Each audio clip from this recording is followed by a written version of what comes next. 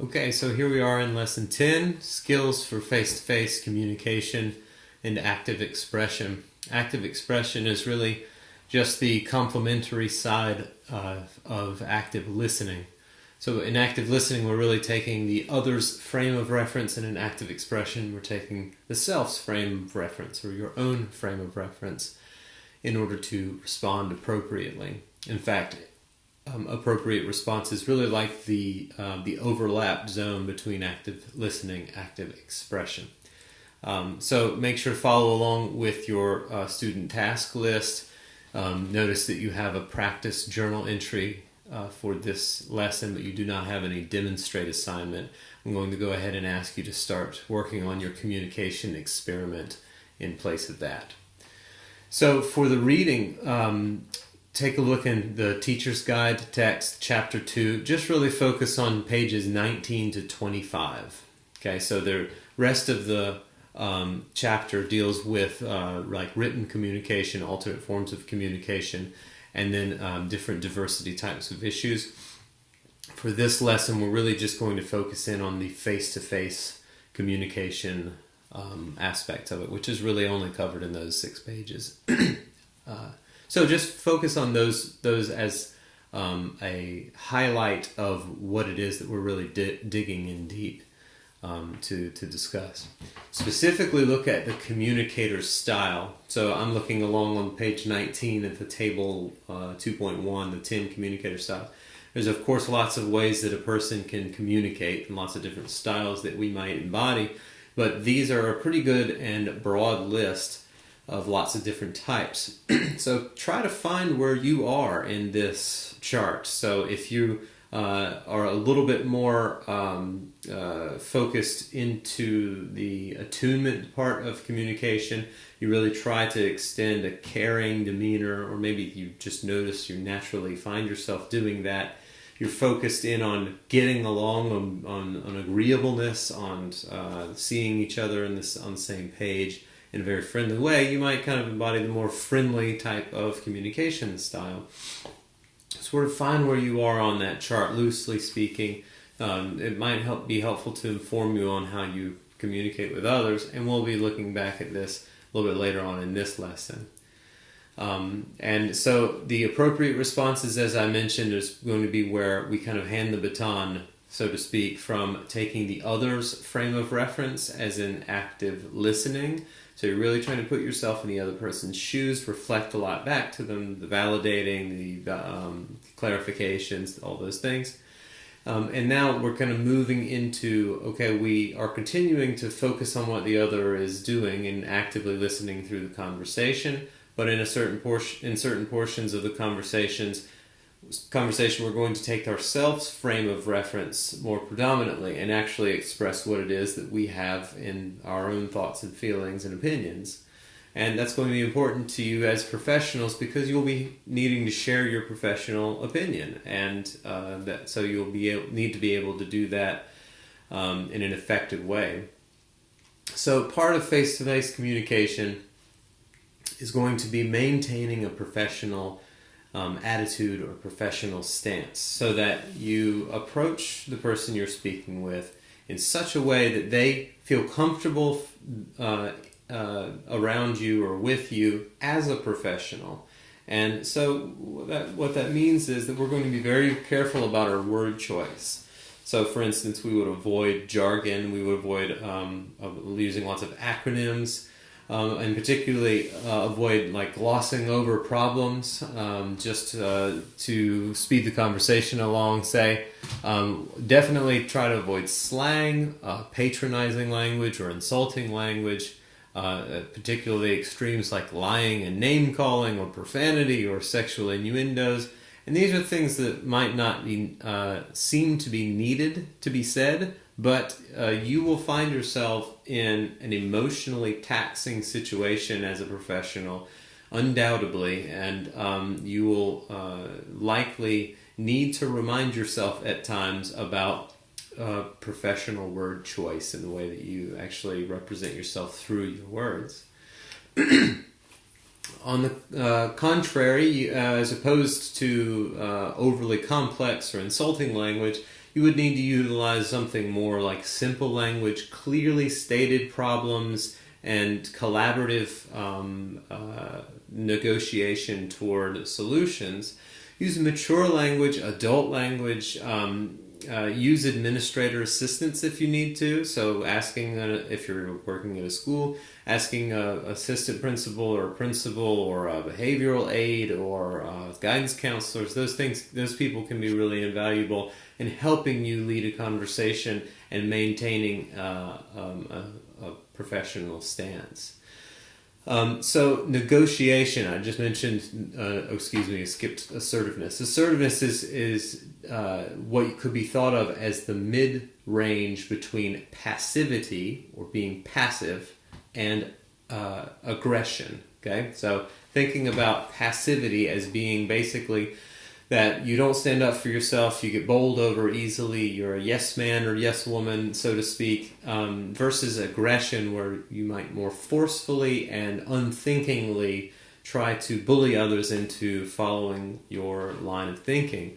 Assertiveness is the middle point, or the middle range between those two extremes. You might think of assertiveness as being something like truthful and caring stance or response in reference to a situation. So truthful in the sense that if you actually do have a problem with the way something's being done, or you have a strong opinion that's being challenged, you're forthright and truthful about that with yourself and with the other that you're talking with. But you're also balancing that, and not watering the truth down, but balancing your delivery of the truth with a caring, kind of helpful demeanor. Being truthful might be thought of as being both accurate and helpful or beneficial. So in assertiveness, we are definitely making ourselves be heard when it's appropriate, about appropriate things, and doing so in a way that's hoping for the best for yourself and for others around you. Okay, so now negotiation. Negotiation is a tricky thing. So a helpful way to think about approaching a negotiation situation might be to set pretty fairly identified subject boundaries and time boundaries. What that means is you're going to enter into a conversation, we're going to sit down and try to discuss something and to negotiate it. We are going to delimit certain topics, so we're not going to branch off very much into other topics, and we're going to limit that to a certain time frame. Negotiations, when done somewhat improperly, can span a ton of topics and just last all day and really not get very far. However, if we're pretty clear about what we're sitting down to discuss, that's subject boundary setting, and how long we're going to spend in this conversation discussing it, that's the time boundary limitation, then we usually can stay more focused and get more out of the discussion. Your text suggests 5 steps, and I think these are helpful, although of course they're not the only ways to think about negotiation, but the 5 steps that they're mentioned in this text are: analyze your feelings. That's basically check in with yourself. Okay, am I upset right now? How angry am I that they just disagreed with me, or that how frustrated am I in this conversation? Also, imagine yourself in the other's position. So you sort of take an empathic stance that helps the back and forth, I think, communication, so that you're each really giving the other their due in terms of trying to think about what it's like that they're after, so that you can then continue to negotiate. Something you can actually find pretty helpful is to confer with colleagues, or find someone who has a different point of view than you do, but someone who might be able to have a easier conversation about the topic with, and have a discussion with them about it. Also, it's really important to meet the other in a negotiation situation in a non-threatening manner. So if you show up just ready to put them in their place, and ready to force them to try to see your side of things, is probably not going to be as effective as you would if you assume that they want the best for them and people around them, just like you do. And lastly, brainstorm solutions in a non-judgmental way, and aim toward appropriate solutions without as much criticism, unnecessary criticism. Viewpoints can be criticized, but it must be done with an attitude toward the most beneficial solution for the most amount of people. Okay, really quickly, 2 other things. Problem-solving model. You can adapt this problem-solving model to any situation simply by asking a few questions. Asking yourself or someone else a few questions. What have you tried? Assuming that you were coming up with a challenging situation. What have you tried to solve the situation? What happened when you tried it? What have you thought to try, but maybe haven't tried yet? And what do you think would happen if you did that? Those are really helpful questions just to back up and deconstruct the situation. What have you tried? What happened when you did? What have you thought of to try? What do you think would happen if you tried that? Soft sells in conversations can begin often with "I wonder." So if you have a solution you think would work, but you're not sure the other person agrees, you say, just wonder aloud. I wonder what would happen if we tried this way instead of what we've been doing. And that way it allows them to sort of reflect that back to you and think out loud themselves, rather than you coming to them with an idea and say, this is what we should do, that's it, and already figured it out, because then there's a closed door in the conversation. View deconstructing questions. This is a very useful tactic to check in with oneself. We often come to negotiating situations or just tough conversations with a view firmly adopted already. And what can be really helpful, simply to think of a few questions to ask yourself about your own belief, right? So ask yourself first, is it true? Is the belief you have about a certain situation true? And you might think it is, and that's fine. Another question you will ask yourself is, can I absolutely know it's true? Can I know without a shadow of a doubt that it's completely true? Ironclad, and there's no other way to no other view that would serve as a solution. And you might find, there might be some alternatives that I hadn't thought of yet. Another thing you might ask yourself is, how do I react when I'm holding this view? So that means, do I defend the view? Do I defend myself? Do I respond differently when I believe this? And then you can ask yourself, who would I be without this view? That means, how would I act? How would I think differently? How would I respond to these people differently if I had a view that was slightly different than one I have now? So those are things that you might think of to kind of help yourself stay in a professional stance in a conversation. We're going to review quickly the nonverbal communication we already covered several chapters ago in your text that's outlined as paralanguage, timing, and body language. And we went over the different ways that you might remember nonverbals: eyes or eye contact, facial expression, tone of voice, posture, gestures, timing, and intensity. Those are all things you can check in with yourself and notice in the other as you continue to discuss things with them.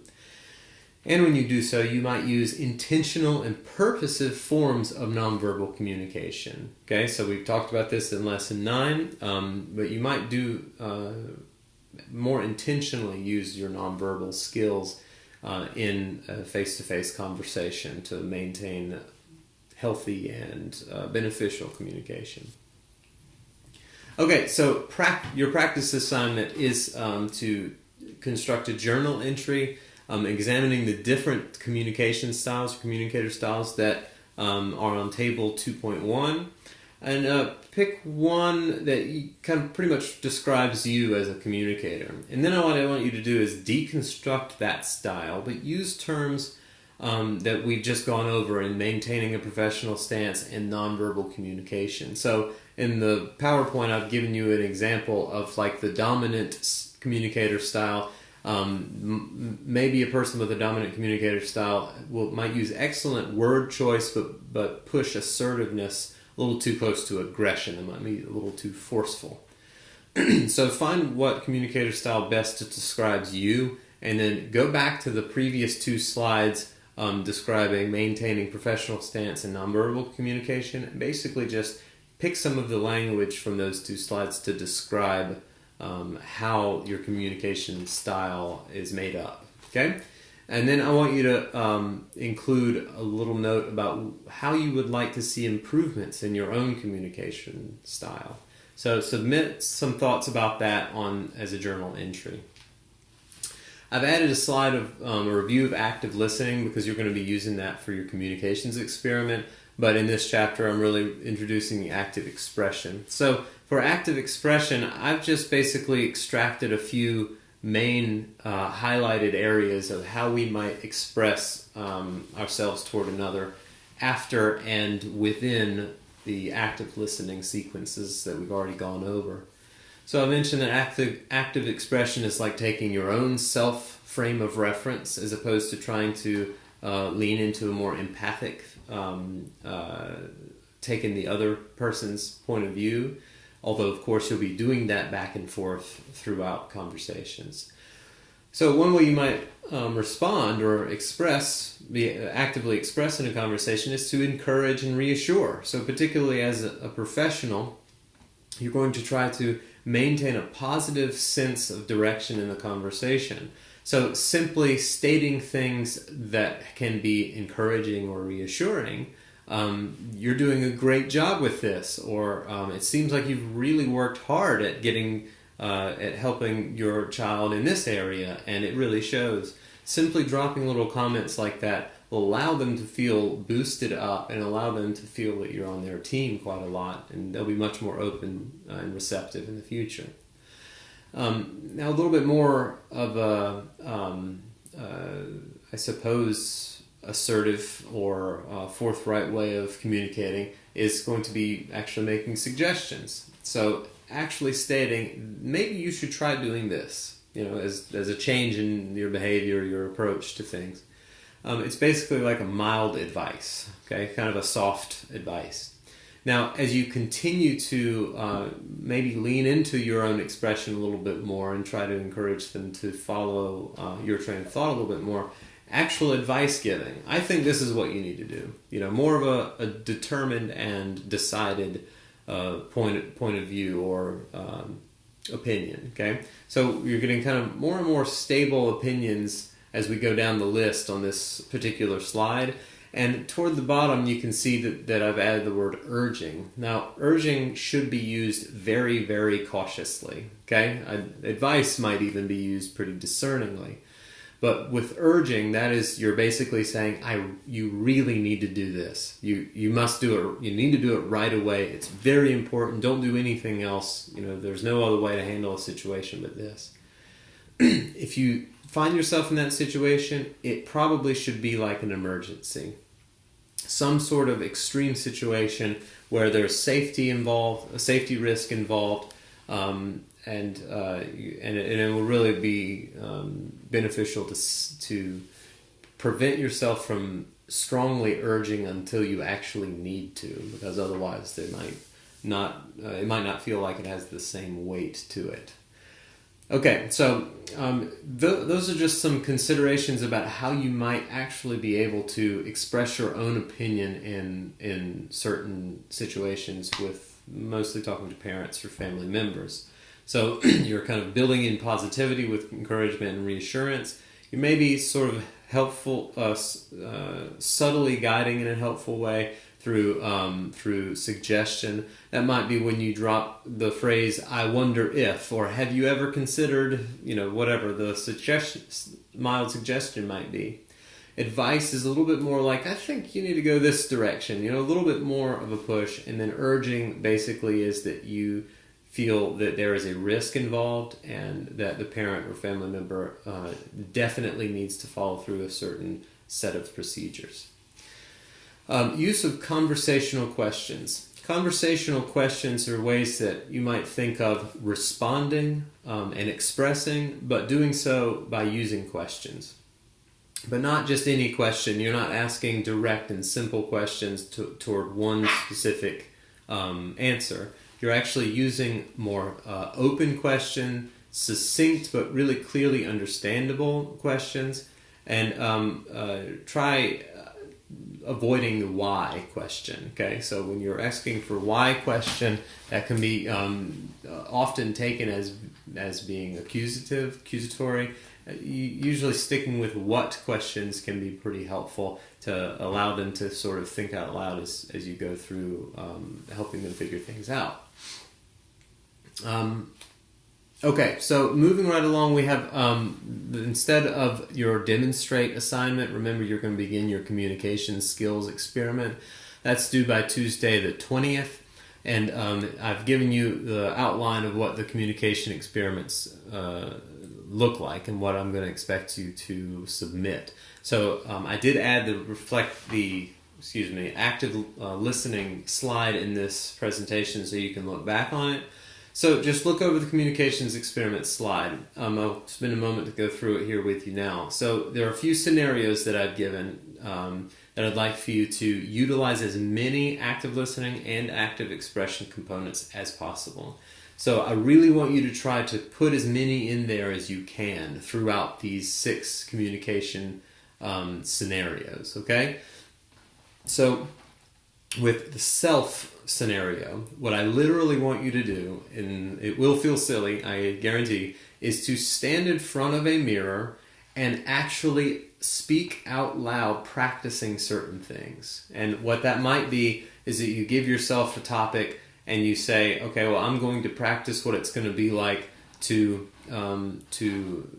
sort of softly suggest that one course of action be taken versus actually urging someone to do something, and then see what changes about how you deliver that information to yourself, right?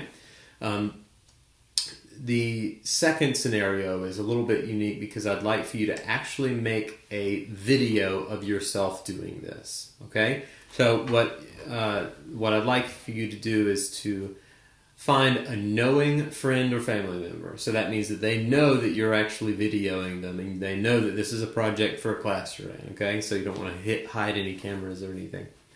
And then begin to discuss something in such a way, you can choose the topic, and the topic really isn't important, it's the elements that you're putting in to it.